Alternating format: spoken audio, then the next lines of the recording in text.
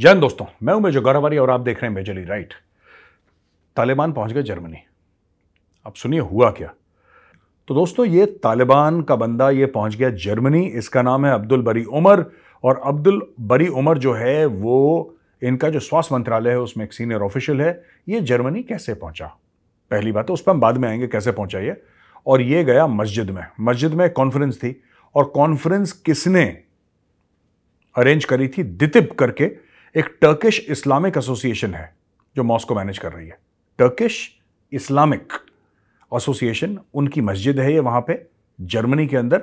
Colon करके एक जगह है, कोलोन में वो, और चौवाइलर डिस्ट्रिक्ट में है।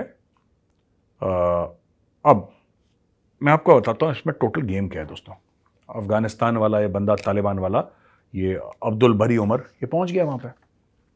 पहुंचने के बाद इसने खिताब विताब करा, इसने बातचीत करी, इसने टॉक करी लोग। अच्छा, तालिबान वाला किस चीज़ पे बात करेगा?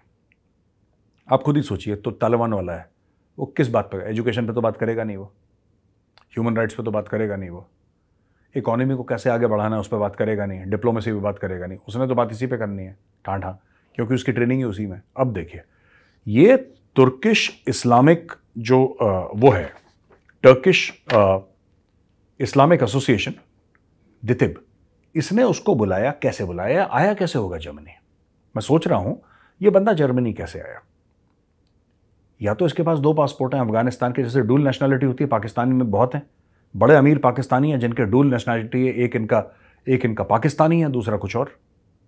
तो उसी तरीके से ये ही has somehow managed to come to Germany. चलो, ये जर्मनी आ गया। अब ये जर्मनी आ गया, अब जर्मनी के लोग जो हैं वो आग बबूला हो रहे हैं कि बॉस, इसको परमिशन किसने दी मस्जिद में बोलने की, है ना। ये नैन्सी फेजर है जो इंटीरियर मिनिस्टर जर्मनी की।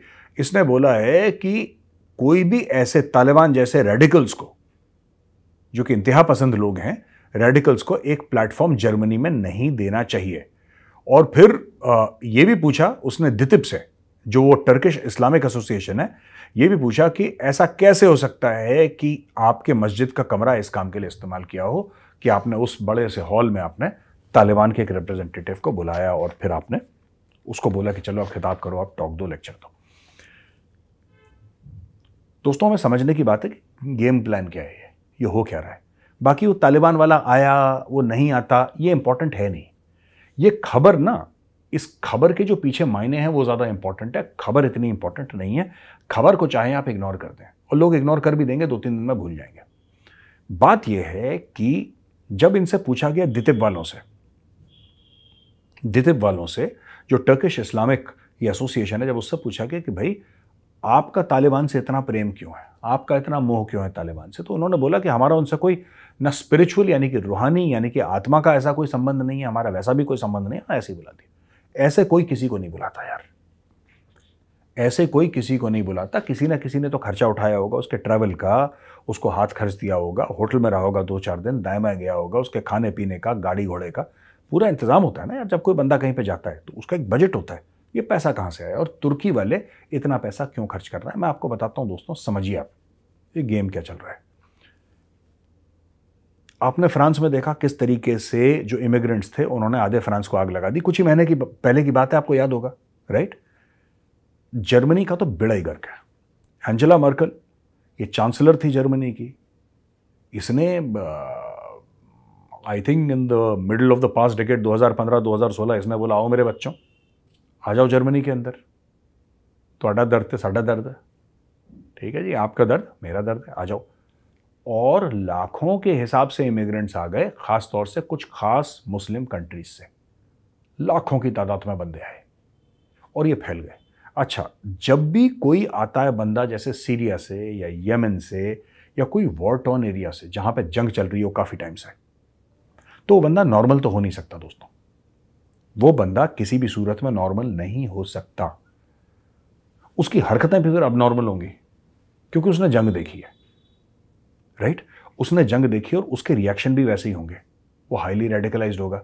तो ये जितने भी लोग हैं, ये इस्लामिस्ट जो फाउंडेशंस हैं, इस्लामिक नहीं दोस्तों, इस्लामिस्ट फाउंडेशंस जो है, ये इस तरीके के लोगों को लाती है, लोगों को रेडिकलाइज करती है। जर्मनी का बेड़ा गर्क है, इंग्लैंड का बेड़ा गर्क है, पोलैंड ने इज्जत अपनी बचा रखी है यूरोप में, पोलैंड ने अपनी इज्जत बचा रखी है। वरना हर जगह आप देखेंगे, हर जगह आपने वो देखा है, फोटोग्राफ्स देखी हैं आपने, सड़कों के बीच में हजार हजार की तादाद में नमाज पढ़ रहे हैं।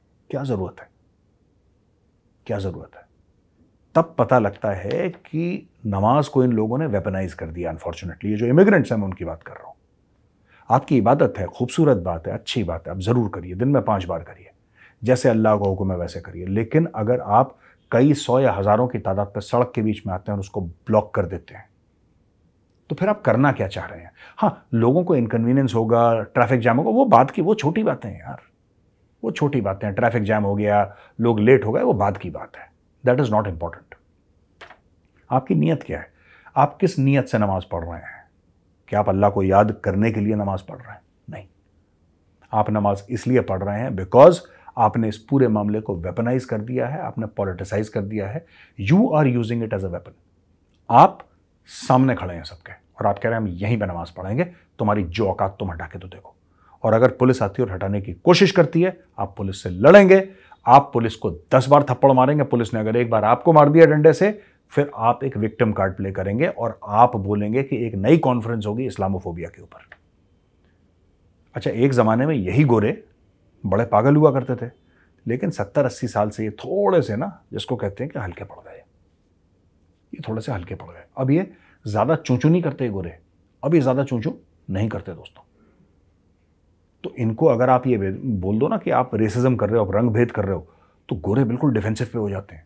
और ये गोरों की हर जगह आदत है। आप ऑस्ट्रेलिया में देखो, न्यूजीलैंड में देखो, आप अमेरिका में देखो, यूरोप में कहीं पर भी देखो, जैसे ही आपने बोला कि you are a racist, the white guy will take a step back, you know, he'll get on the defensive. Even if he is not a racist, he'll be defensive, he'll start apologizing.